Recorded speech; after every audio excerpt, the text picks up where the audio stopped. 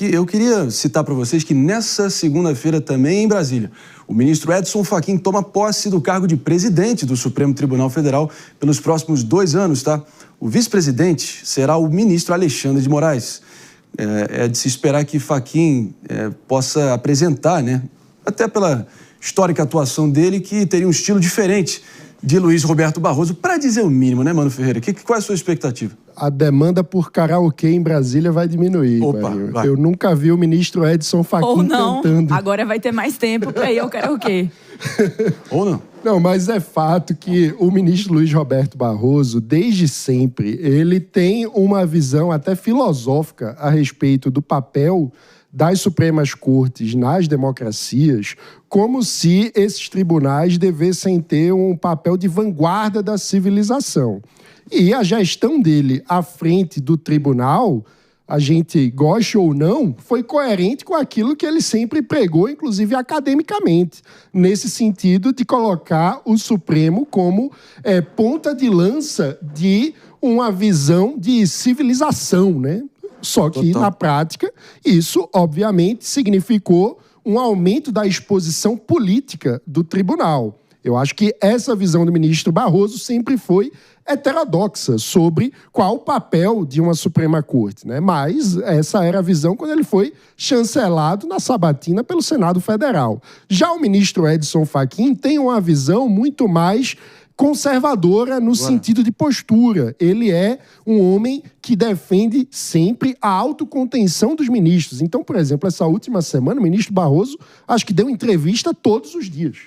Exatamente. O ministro Edson Fachin é muito mais contido nas suas participações ao público. E, ao meu ver, isso contribuirá de forma importante se a postura do ministro Edson Fachin inspirar os seus colegas para um distensionamento a respeito da visão que boa parte da sociedade tem do papel desempenhado pelo Supremo. Mais discrição e autocontenção aumentarão a credibilidade do Supremo. Se isso não se realizar, veremos a polarização continuando dando o tom da relação com o Judiciário. Perfeito. Resta saber se o ministro Edson Fachin conseguirá retornar esse gênio de volta para a lâmpada, né? Menos holofotes, menos oba-oba, é a direção na qual não só os posicionamentos, pronunciamentos e atuação de bastidores do ministro, agora futuro presidente do Supremo, Edson Fachin, têm sido feitos, realizados nessa direção, né? A ver se ele vai conseguir baixar a temperatura e reduzir o desgaste, que está incomodando boa parte dos membros da corte, que fique claro, há um bom tempo, né? De qualquer forma, vamos falar de quem está saindo, essa troca de bastão agora, né? Até porque de saída da presidência do Supremo, o ministro Barroso, né? Jess, ele disse que faria uma reflexão profunda sobre uma eventual aposentadoria, né? Inclusive, prometeu fazer um retiro espiritual. Retiro espiritual. Ele faria um retiro espiritual profundo. Mas ele afirmou o seguinte: David de Tarso, sua expectativa aqui sobre esse retiro espiritual que será feito em outubro, te convence ou não? Não, ele falou, né, que agora vai se dedicar a isso antes da aposentadoria efetiva.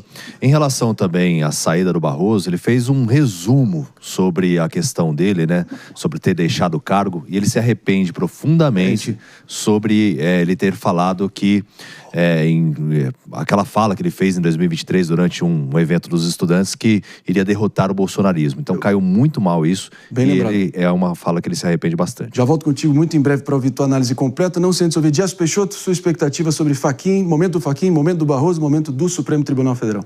Ao longo do tempo, eu acho que o ministro Fachin, ele manteve essa postura, mesmo ali depois, quando ele pegou os casos da Lava Jato, ele sempre foi um juiz contido, uma pessoa que se pronunciava mais nos autos. E eu acho que essa vai ser a postura dele como presidente, até em alusão a alguém que também era muito assim, talvez mais que ele, a ex-ministra Rosa Weber.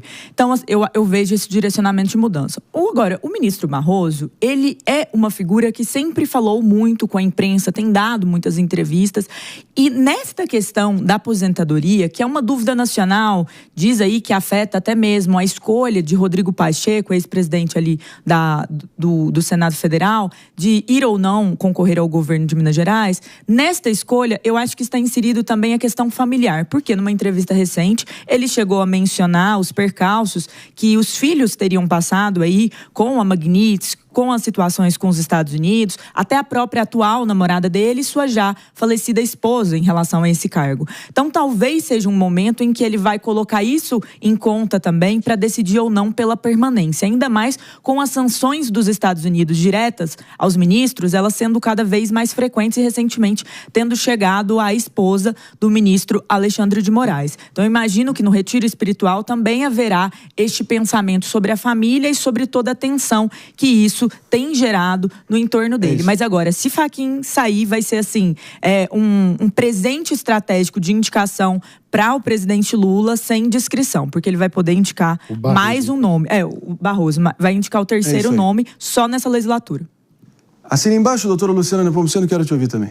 Concordo com as ponderações feitas pela Jazz, acrescentando, Jazz, que o seguinte, vai ser o presidente Lula que vai indicar, se for o caso, o sucessor do ministro Barroso no Supremo Tribunal Federal, mas nós não podemos esquecer que quem faz a sabatina é o Senado Federal. O Senado Federal, que é o primeiro filtro em relação às escolhas dos ministros que irão sentar na cadeira da nossa Suprema Corte. E, inclusive, o ministro, hoje presidente, que toma posse hoje, Edson Fachin, foi o que ficou 13 horas em sabatina pelos senadores e senadoras. Então, nós podemos cogitar nessa possibilidade, sim, de termos um novo ministro sucedendo ao ministro Barroso, mas nós não podemos tirar a responsabilidade do Senado nessa criteriosa escolha. Quanto ao perfil do ministro Edson Fachin, concordo com todos aqueles que me antecederam,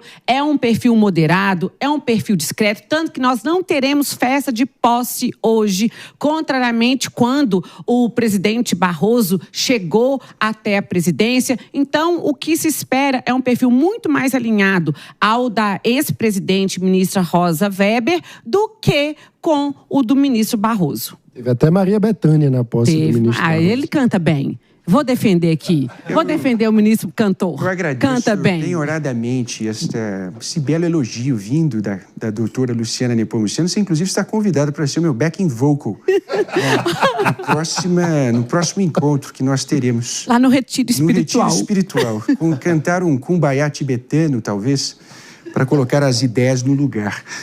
Mano Ferreira, finalizando aqui, dando um fecho aqui, sua expectativa no destino de Luiz Roberto Barroso. Muita gente dizendo que ele poderia aproveitar alguma embaixada aí no governo Lula, ser professor visitante em Yale, essa ficou talvez mais difícil.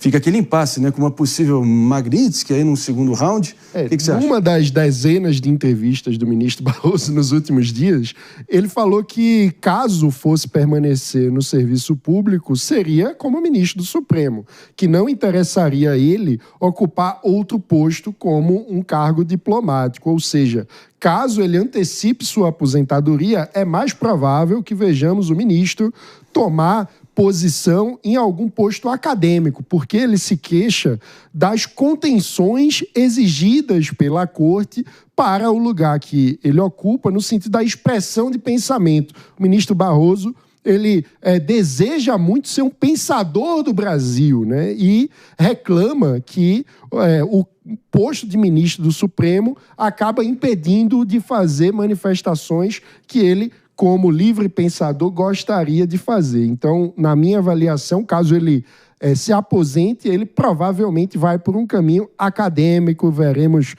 como palestrante, dando livros e levando a visão... Ele nunca saiu dessa verve acadêmica dele, de autor de livros. Eu acho até engraçado, porque ele diz que o Supremo o contém, eu não acho ele nem um pouco contido na posição de ministro do Supremo, vive dando opinião sobre tudo, né? Mas, enfim, ele gostaria de dar ainda mais opiniões, então quem sabe ele vira comentarista. E agora